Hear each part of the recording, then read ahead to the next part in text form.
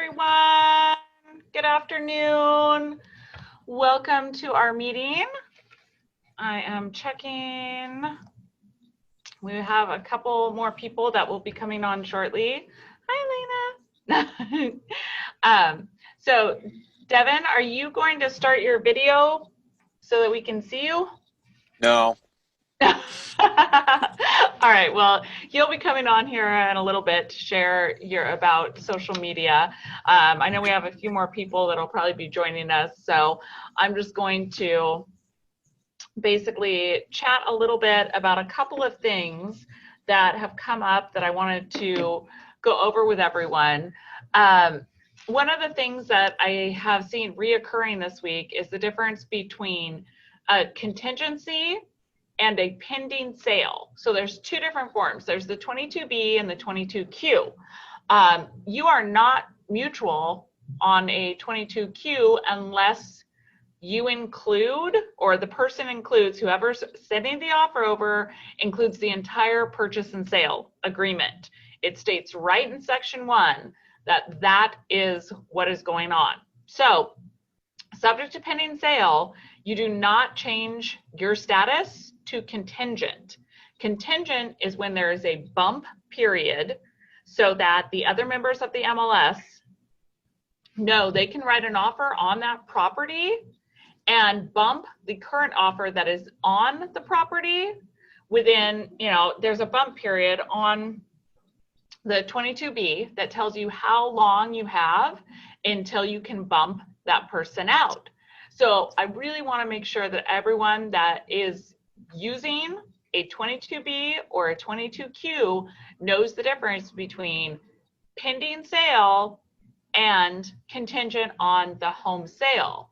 Pending sale is just another like financing or something of that nature because there's already an accepted offer on the house that they are selling. So definitely want you guys to look at that. Don't put it as contingent if it is subject to pending sale, and it's not mutual until you have the entire purchase and sale with that agreement, okay?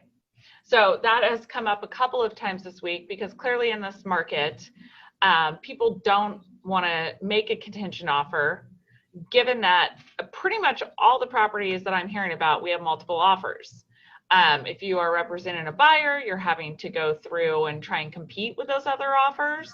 So definitely let's keep track of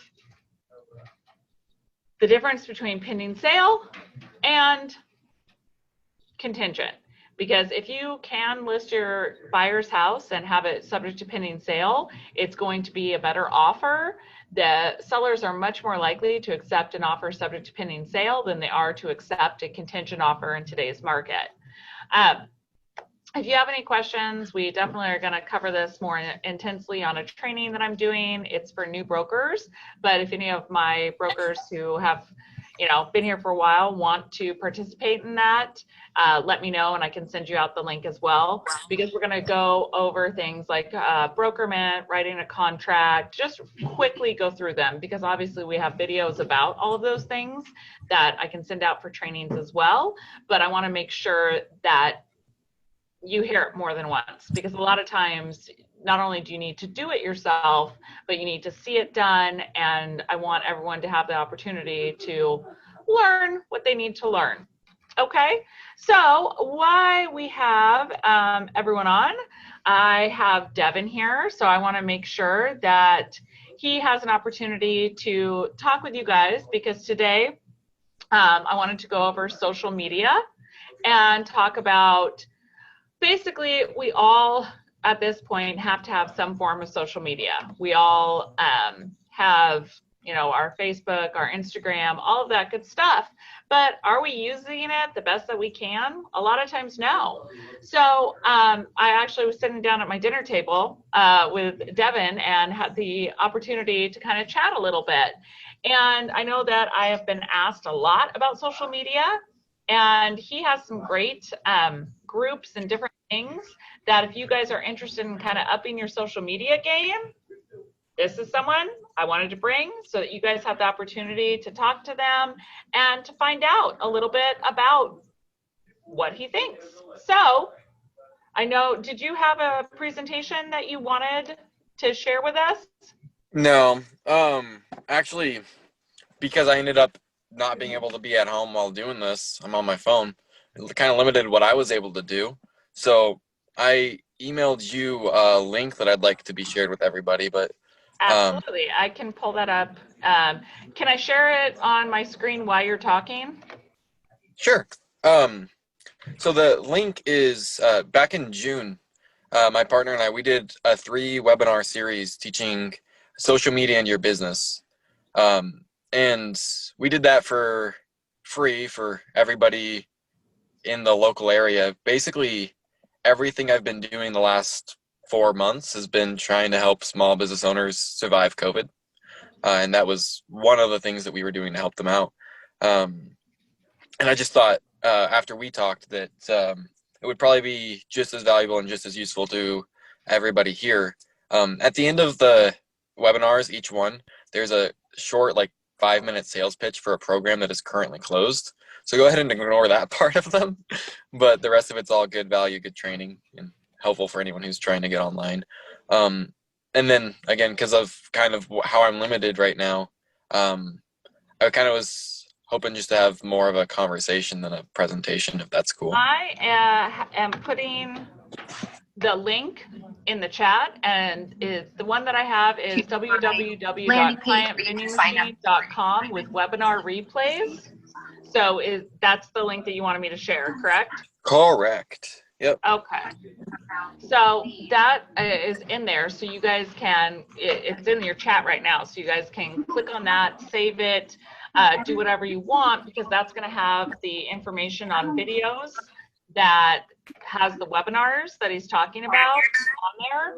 So I'm excited about that, because I think a lot of times we just have questions. What do we do? You know, where do we get content? Like different things that it's important to have a discussion about and have out there. So I know that you did it for small businesses, but really each one of these brokers are a small business because they're independent contractors and they run their own companies. Right. Our lovely competitors, Keller Williams, calls each broker basically a CEO, because you're running your own business. You're in charge of marketing, social media. I mean, pretty much everything is still for the brokers. Each of them has to run whatever they're Right. doing. So I think it's definitely important that, our business with COVID has actually gone crazy and taken off. We're facing multiple offers. We're facing all kinds of things. And I think one of the important parts that a lot of times we've been missing out on during COVID is we are not slowed down, but there's definitely different things that we could share. Like, oh, look, another multiple offer situation. This is what's going on. Just really start talking about it. It's a different side of COVID, right? But just because we have the ability to be, oh my gosh, I can't think of the term right now. The workers that need to be there. Yes. Thank you. I'm like, I need more coffee. Yeah, no, being an essential worker, we have the ability to work, but it's nice to still get some of the tools that other people are getting during this time. So I think that's really important to have the option to watch things and to get information about social media. So was there anything that you have as far as tips and tricks or whatever that you want to share with the brokers who are on, so that they kind of have some idea of what it is that you do? I liked it's interesting you guys are doing well in COVID. And I mean, that's definitely not the norm, but it's true for certain industries. It's definitely been true for me. But a lot of what I've been talking to my clients about the last couple months is building something that's pandemic proof, building something that's government proof, building something that's, and like bar a nuclear war, nothing's going to tear you down, right? And how do you do that, and how do you sustain that? And the real solution to that has nothing to do with your business. It has everything to do with your business's exposure. Um, if you can have a raving fan base of people who are in love with you and what you do, nobody can tear that away from you. So everything that I do is presenting how do we create that kind of a, like, how do we make ourselves the experts and the authority in the space who aren't just looked at as an expert, but we have the same kind of thing going for us that like a rock band would have, that everybody who knows about us and respects us wants to be with us, wants to hang out with us, wants to experience more of what we do. When a brand can do that, when a business can do that, it puts them in a position where they don't have to worry in the same way about what's going to happen politically or economically, or even like there's a global pandemic, it doesn't matter. And companies that do this, like Apple does it. Apple that has a raving fan base that's unstoppable. Nike does it. Starbucks did it. It's definitely something that businesses have the ability to do, and there's very specific and repeatable strategies that you can see that every major business that does this well is doing the same things. And so a lot of what I do is how do we do those things on our level? Because most of the people I work with don't want to be the next Apple, but they want to make sure that their competitor down the street who's not as good as them doesn't get more business than them. Like, and they want to know how do I control my local market?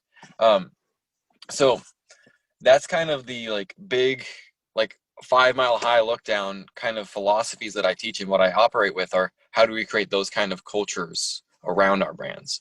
And the way that we do that is actually the same way that we network when we meet people one-on-one. And I'm sure all of you are probably really great networkers because that's your livelihood. You have a conversation with someone, you get them to know, like, and trust you, and people always think that's sales, but it's really relationship building, and then the sales are natural after that, right? Well, we do that with technology. We can do it at scale. It's doing the same thing we do in person, but at scale. And one of the avenues that we use to do that is just our social media accounts. In general, so this is, I don't know if you guys each have individual Facebook business accounts or pages. Hopefully everyone has their own Facebook business account, because that's definitely something that each of them should do. Okay. So one thing that a lot of people don't know is, in general, Facebook business accounts aren't actually very useful. They're not very helpful. There's very few things that they're good for. One, you need to have one in order to run Facebook ads. So if you're going to run ads, then you need a Facebook business page. Second is when people are researching you and looking you up, they're going to go to your account. So they want to see what you're doing. But what it's not good for is reach. Facebook business pages don't get reach. If you have 500 friends on your personal, like you have 500 friends on your personal profile, and you send out a random post, it's going to initially be shown to roughly 50 people, and it's going to be shown to more or less depending on how well people engage with it. If you have 500 followers on a Facebook business page and you make the same post, Facebook's going to show it to about 5 people.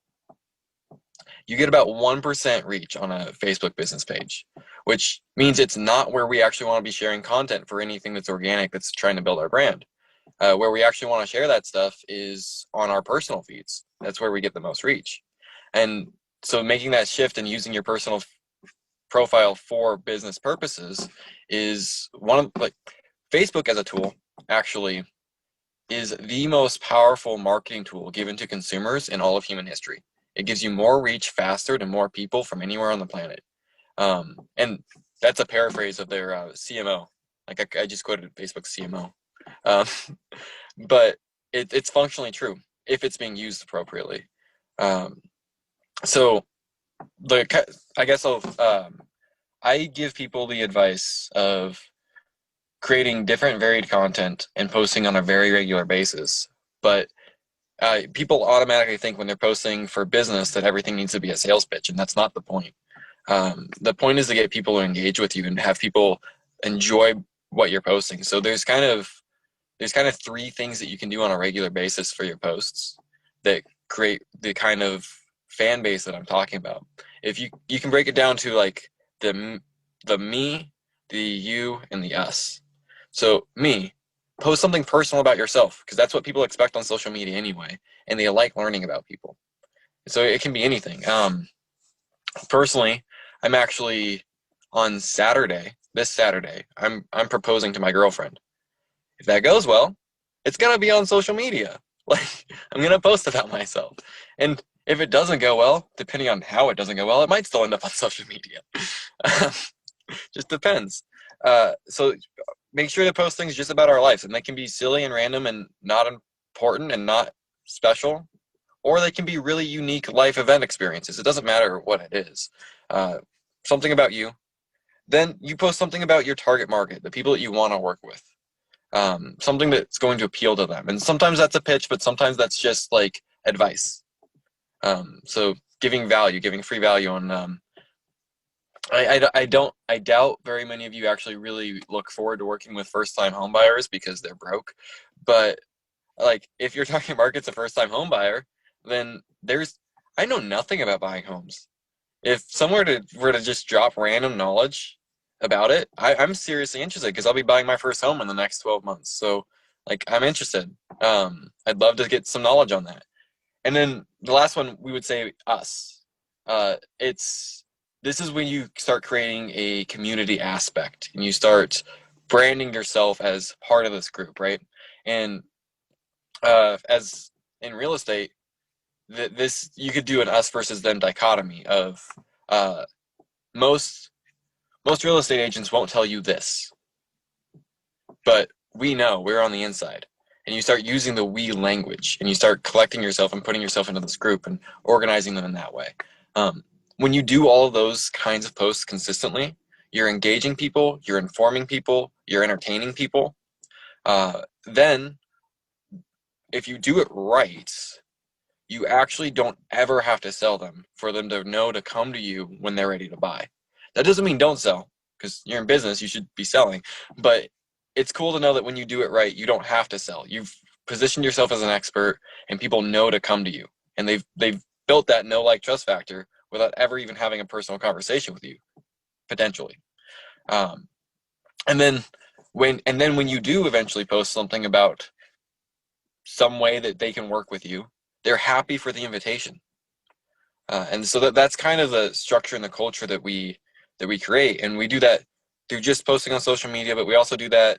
Big thing that I'm an advocate for is creating your own personal Facebook group and inviting people into it, which is really just inviting them into more interaction with you, so they can know, like, and trust you more on a deeper level and feel special and build that community. And as much as you can get in front of your target market and get them to like you, that's when you're going to build a fan. And raving fans are way more valuable for you than any client, because raving fans refer others. So their lifetime value is just through the roof. You want to get yourself positioned in a point wherein when one of your customers is sitting down for dinner with their parents or with their children or with their neighbors, they can't help but brag about the experience they had. Those are the best referrals right there. I didn't have a script, so I'm really just talking in a way that I generally talk when I do one-on-ones. And with no feedback, I don't know where to go from here. No, I think that you covered like pretty much exactly what I wanted you to cover, is just talking about, what works best. That's really the most important thing, is just, okay, one of the things, the takeaways that I got was create a Facebook group. The page is there basically for people to check you out, but it is important to have the business page, just because people don't generally like my business page. They always friend request me. Yep. And so, my social media is very PC, right? I don't have a lot of stuff on there. I'm sure you guys have noticed where you don't necessarily know what my political affiliations or really anything is, because I keep it really PC. But unlike me. Sorry.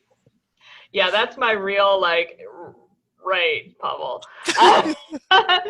So, that's one of the things, is to create a Facebook group.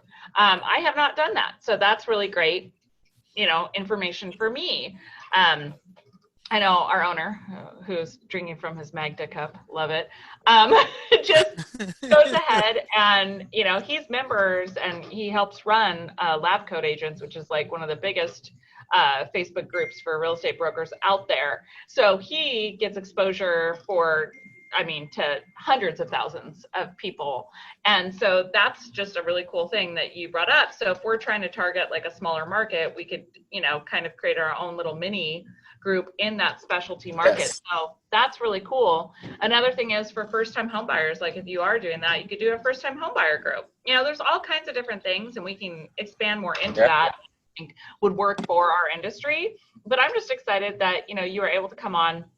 Like I've shared the webinar so that everyone can, you know, go through those and get some information. And really it's kind of a starting point. And then if they have more questions or they want to, you know, get more information, they have a way to reach out to you as well. So we'll share the link in an email after the meeting.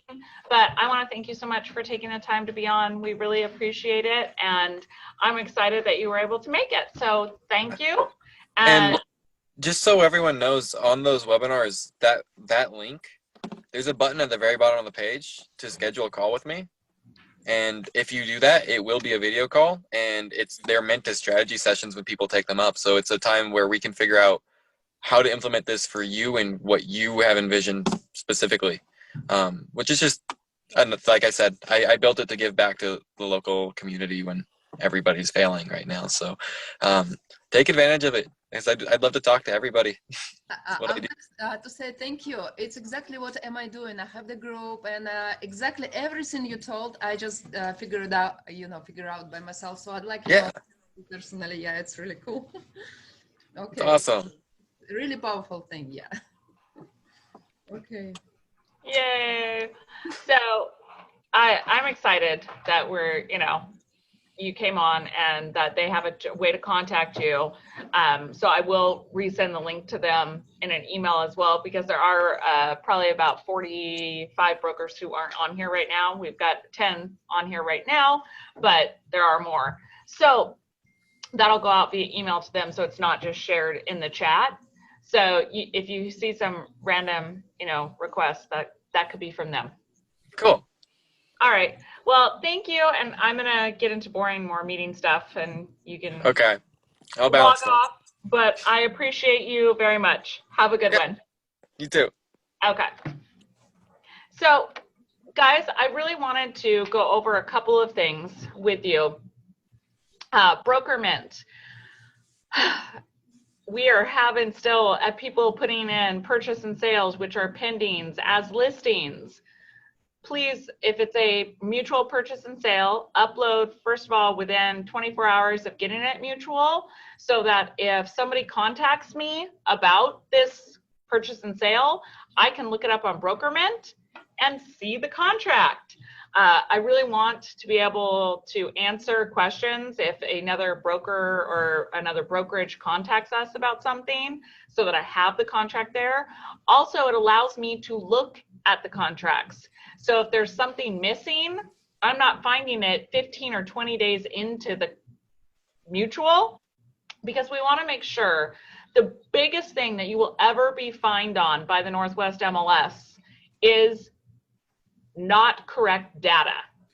Okay, so if we input the incorrect status, or we don't change it fast enough, or if really anything to do with the Northwest MLS's data, they will fine you. They freak out about that stuff. So really make sure that you are getting that information into Broker Mint so that I can review it, because otherwise if you're doing it on your own and I don't see it, I can't help you. I can't make any corrections. I can't say, hey, you guys don't have this form. Now, I did upload. Has everyone had a chance to go on the Northwest MLS and to look at the new uploads, or the new different types of things that are in there when you go into a transaction desk? Anybody? Because I really want to get your feedback on what other types of transactions you guys want to see as a template in Transaction Desk. I added a condo, which is, Form 28, purchase and sale, versus Form 21, which is for single family residential. Then I also have added vacant land. And so is there anything else that you guys are working on? Do you need to see a multifamily? Do you want me to do a commercial? What Yeah, you may add the multifamily. Multifamily? Yes. Okay, awesome. So I will create that template and have that up by next week so that you guys can see multifamily. Do you want me to do a listing and a purchase so you can see the different forms? Sure. Okay, I will put that on my to-do list. Lori, if somebody is asking us just to put their listing on the MLS, sometimes, people are selling their houses by their own, but they want to have it on MLS, and they can ask their friends who are brokers and have the license to put it in there. So do we need to also add it to the broker mint? Yeah, if you are representing anyone, it has to be added. That's a transaction. We are not a free, low service, no cost brokerage. We are not a for sale by owner facilitator. We are a full service brokerage. So why you would want to help out, you're not really helping them. I mean, you're basically saying you're not worth anything. And as far as I know, there's nobody here that's worthless. I cannot imagine working for free. I mean, wherever they work, just ask them if they want to go into work, for a month for free and not be paid. And what about us? For example, if we're selling our own house, so do we need to also put it on the broker mint? If you're putting it into the MLS, absolutely. Absolutely. The Form 40 still needs to be there, everything, because if you are putting these things, you are a licensed broker. If you get, when, not if, when we get audited by the state, all transactions need to be where I have access to them. Okay. All of them. And my thing is acknowledge. I have had people say, oh, the Form 17, they're signing off that they don't need the completed one. Well, that wasn't signed off. It was just, they acknowledged receipt. So they either have to, on any Form 17, every single line needs to be not applicable or answered. We cannot sign off, just say, oh yeah, we acknowledge receipt and not waive the right or revoke the right to reject the offer based on that. Every single line must be filled out. Anytime that you're getting any type of anything from your client, it needs to be acknowledged by the client. So if it's our own house, so do we need to attach the listing agreement, like with yes. You have to fill out a listing agreement anytime you're inputting anything into the Northwest MLS. You sign it, but if it's owned by you and your spouse, absolutely. Absolutely. 100%.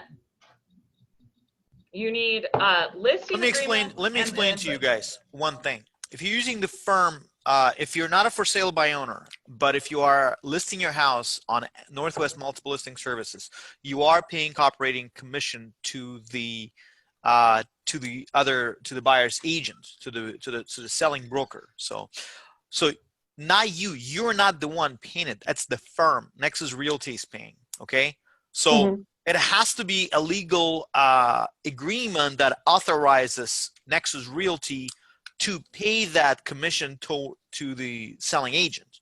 Okay, so that's why you gotta have listing agreements specifying how much commission is paid out to the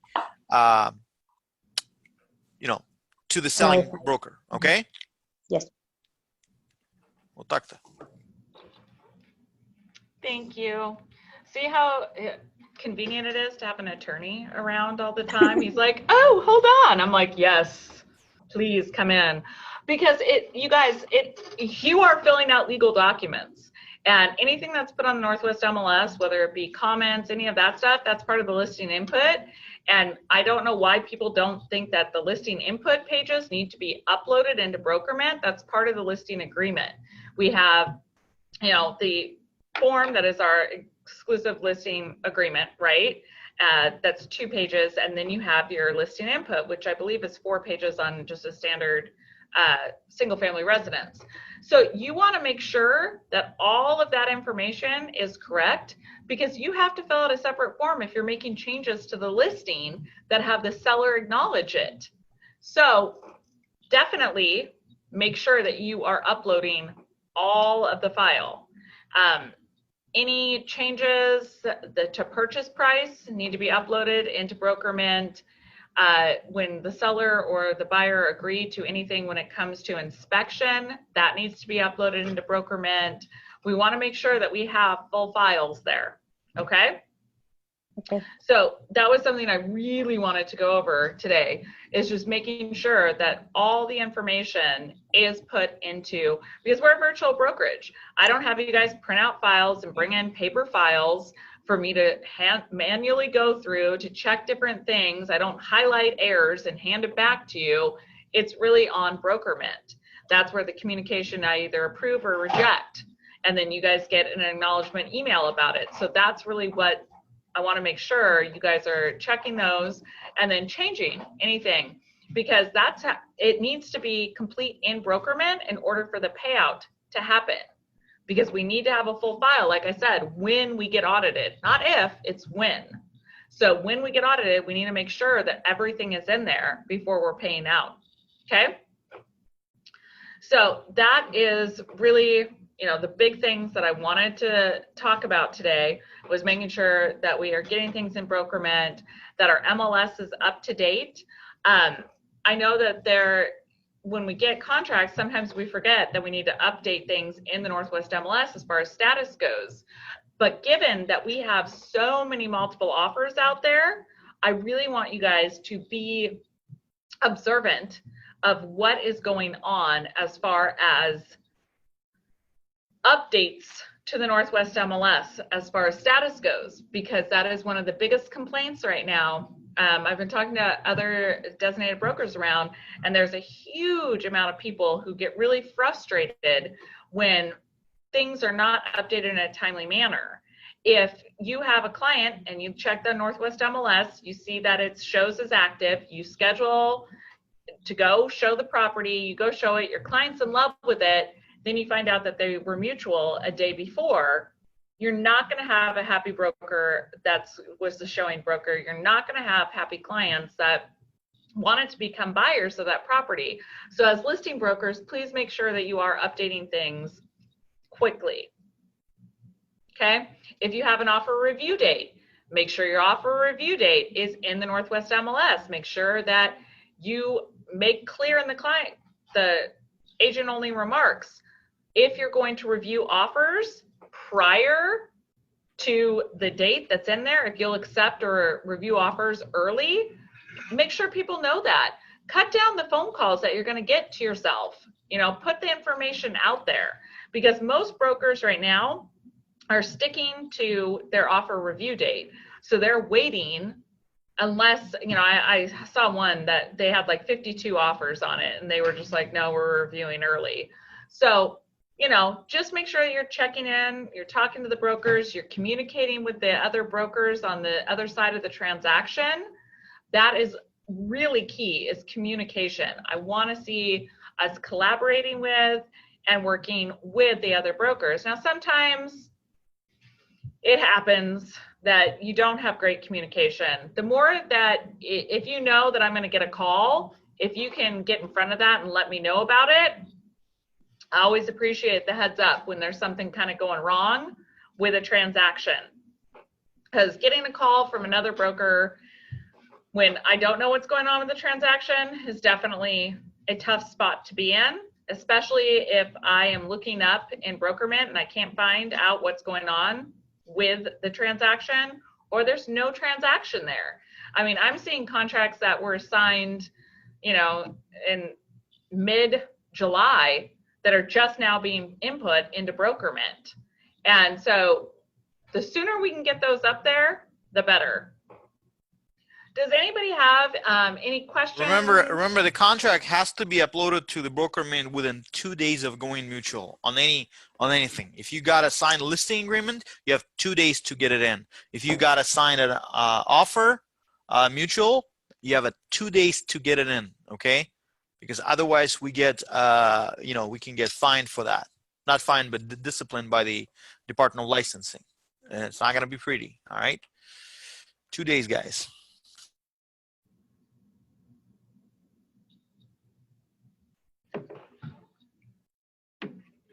So does anybody else have any questions about what's going on, any concerns? If you can let me know right now, it's a great time because I have this time set aside to answer questions for everyone. So ask away, guys. I have a question. Anybody see the slowing down in the market, like with listings, less listings? Is it only my experience for now, August compared to, July? I just think they're selling faster. I mean, I'm seeing properties that they go on the market and they're not even lasting 3 days. It's like 2-3 days unless they have an extended review period where they're sticking to the review period. But stuff, I don't know if it's slowing down or if things are just selling so quick. I mean, it's just crazy out there. The stuff that I've been seeing, it's literally, I mean, stuff's not even lasting 7 days anymore. It's just like list, boom, sold. So yeah,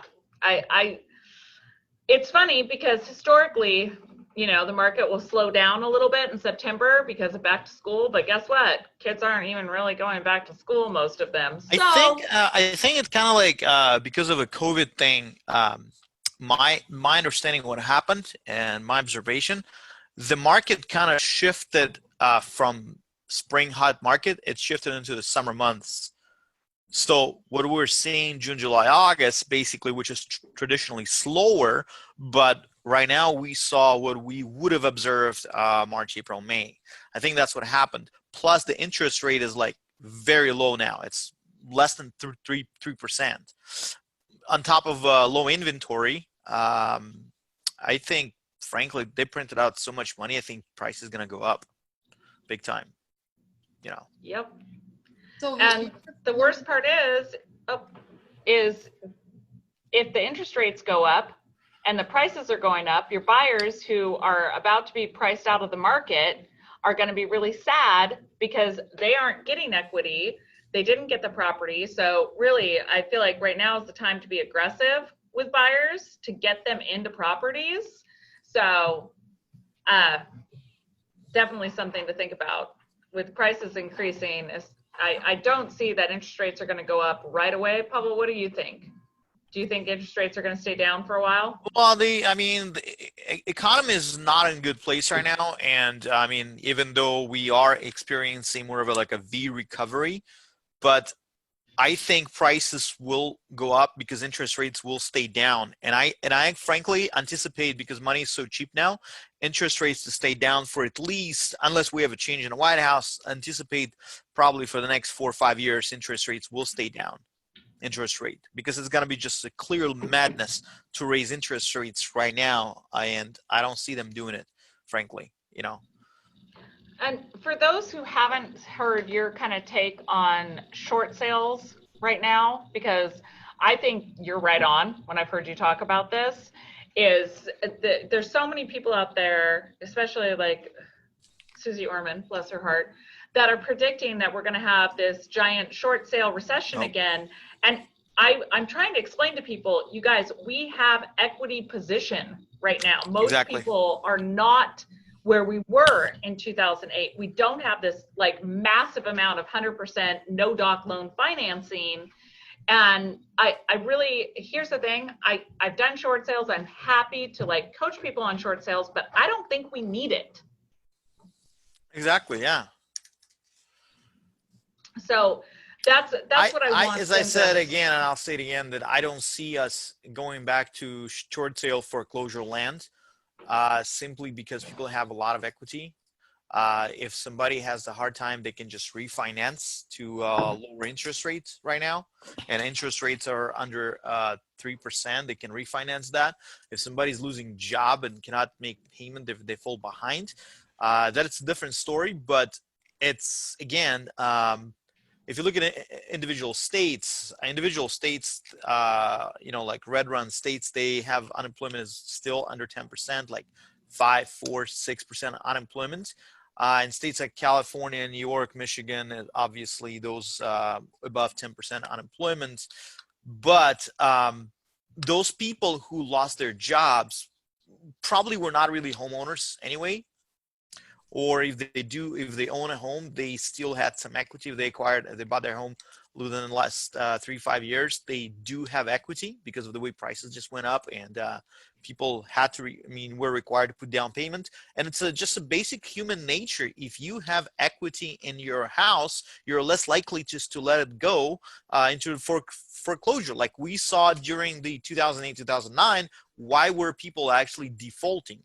They were defaulting because, number one, they had no equity. They had nothing to lose, pretty much. They lived there for free. They rode them to the ground, and they defaulted. That's why we had this mess. But right now, it's a different situation. And once they have their own hard-earned equity in a house, they'd rather just sell it and get this money, and instead of just slipping into the foreclosure.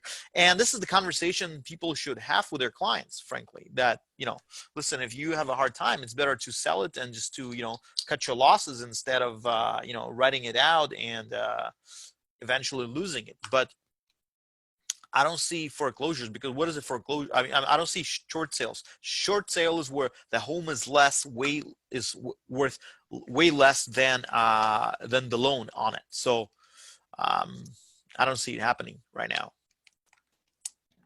Yeah, I haven't seen an increase in short sales at all. And I have all these people asking me, oh, are we going to be able to wait and buy a foreclosure? And I'm going, you guys, we're not going to have this huge increase in bank-owned properties. People have equity in their properties. They can refinance right now at rates well below what they probably purchased at. If they still have their home and they still have a job, we're just not in the same predicament that we were back then. People were buying at 110, 120% of the value of their home. And that was a huge contributing factor, that these people didn't have equity because they were purchasing with money, they were financing over 100% of the property. So in order to sell the house, you need to have at least 10% equity, if not a little bit more, depending on commissions paid. But we're just not in that circumstance. And I don't see that circumstance coming back. So your clients who are thinking of, waiting to purchase because they think they're going to get a steal of a deal, talking to them a little bit about this, I think, will definitely make a huge difference, because they're going to see you as someone that knows what they're talking about, is knowledgeable about the economy, is knowledgeable about the real estate market. And I think it's important to really share that with clients. One of the things that I've been sharing with people is, hey, I'm in the middle of buying myself. Like, if I really thought this was not the market to buy in, would I be out looking for flips? Would I be out, doing those things? No, I would not be, but I am. So that's something that it's important to share with people is, hey, I believe so much, I'm out doing this.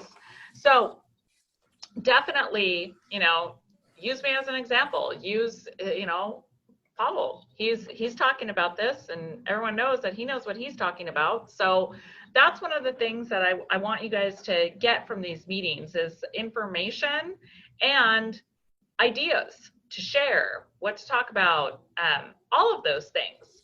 So does anybody else have any questions? Yeah, what did you say about entering into brokerment as a listing instead of something else? I don't recall what you said. Okay, so in brokerment, when you start, have you watched the training that I did with Masha on brokerment? No. Okay, so there's a video that's about it. So when you go in and you start a new transaction in brokerment, you have a choice to put it pending which is every single purchase that you're ever going to put into Brokerment is a pending transaction, right? I don't need to see an offer. If you're writing an offer, if it's not accepted, I don't need to see that. Now, if you're new and you want me to check your offer, of course I will, but that's a different conversation. When you're entering it into Brokerment, you put that as pending. When you are doing a listing into Brokerment, you enter it as a listing. So there's two choices, listing or pending. Every purchase is going to be pending. Every listing is going to be a listing. How do you convert it? I think mine is You don't need to convert it. If it's a listing, it's a listing. So it just has the listing agreement added on, plus you have the purchase and sale and all of that good stuff, right? Right now it's screaming at me because I don't have a listing agreement, obviously. Get that. So yeah, I'll work with you on that to get that worked out on that one, because it's a little bit different, but we'll get it taken care of. Yeah, I have question. One question I was asking yesterday in our group, and I was talking with Pavel. What do you guys think? Should we still make our barbecue party somewhere, maybe a little bit, on the north, where the government is less strict? Because I want to see you guys in person. I don't know if it's too much of the hassle. Should we wait until better situation? Like, what do you think? Wait till Inslee's gone.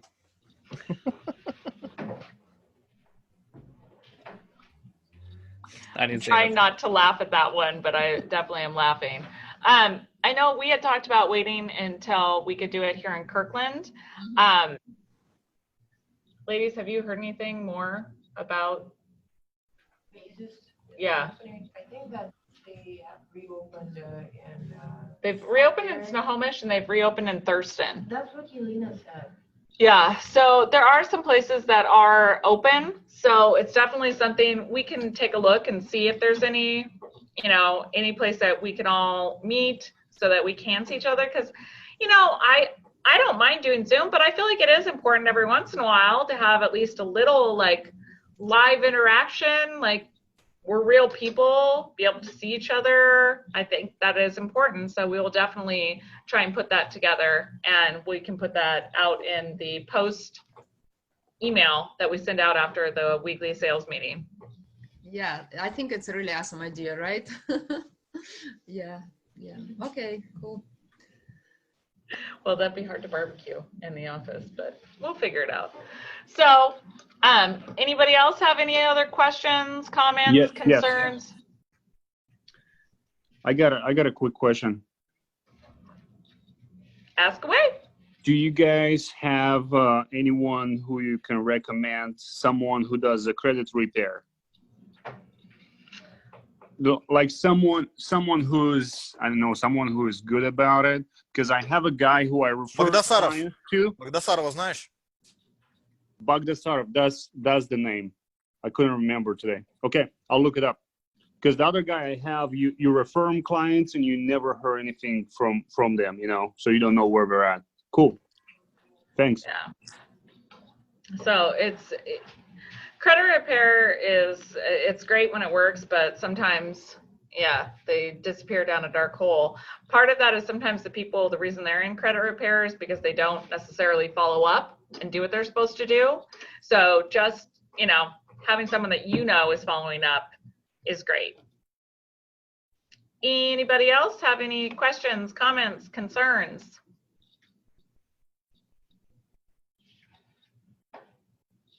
All right, then I'm going to call it. We will post this later on our Facebook group. Have a wonderful week, guys. I'm doing a event for new brokers, so that information will go out to them. And if you have questions or want to be included in that, let me know. Have a wonderful week. See you soon.